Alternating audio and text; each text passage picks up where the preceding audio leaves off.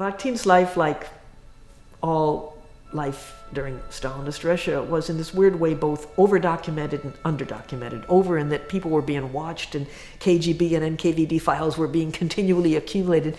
And the country was wholly illegal, but it just adored to keep legal records. In Russia, it so happened we had no access to actual archives, which subsequent writers on Bakhtin have had.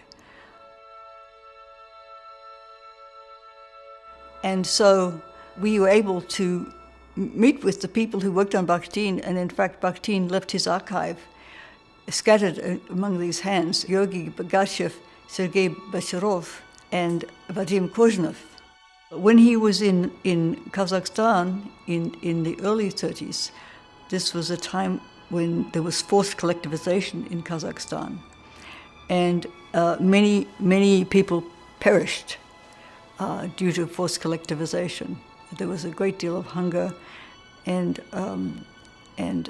given the severe climate of Kazakhstan, the extreme cold and the wind in winter, and the exposure in the high plains, this meant that many people actually died in this period. God knows, to survive in 20th century is a miracle. He had his legs amputated when he was in Saransk. Bakhtin was in pain his whole life, and it was biologically determined pain. It wasn't political pain. It wasn't some Bolshevik making him suffer. It was his body making him suffer. And the difference between political pain and biological pain is that there's no one to blame.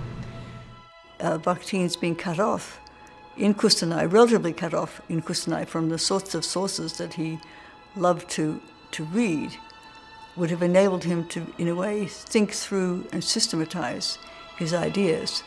So it could well have been, here I'm only speculating, but it could well have been a very important period for him just because it gave him the time to really think things through. Two basic ideas that now I feel are crucial to Bakhtin's legacy. And the first is the necessity for every individual self to decenter. That is, hardest thing for human beings to do is to get a good look back at themselves, to see themselves as not the center of the world. And the second thing we have to do is to remember that we cannot control events or stimuli. We don't control what happens to us. We can only control our response to what happens to us. Yes, well, he certainly had there's a tremendous element of chance in his biography. That's certainly true.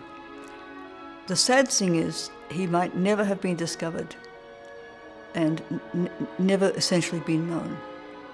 Had these three people not found his book by chance, working on Dostoevsky, in the library at the Literary Institute, the Gorky Institute, we might never have known about Bakhtin.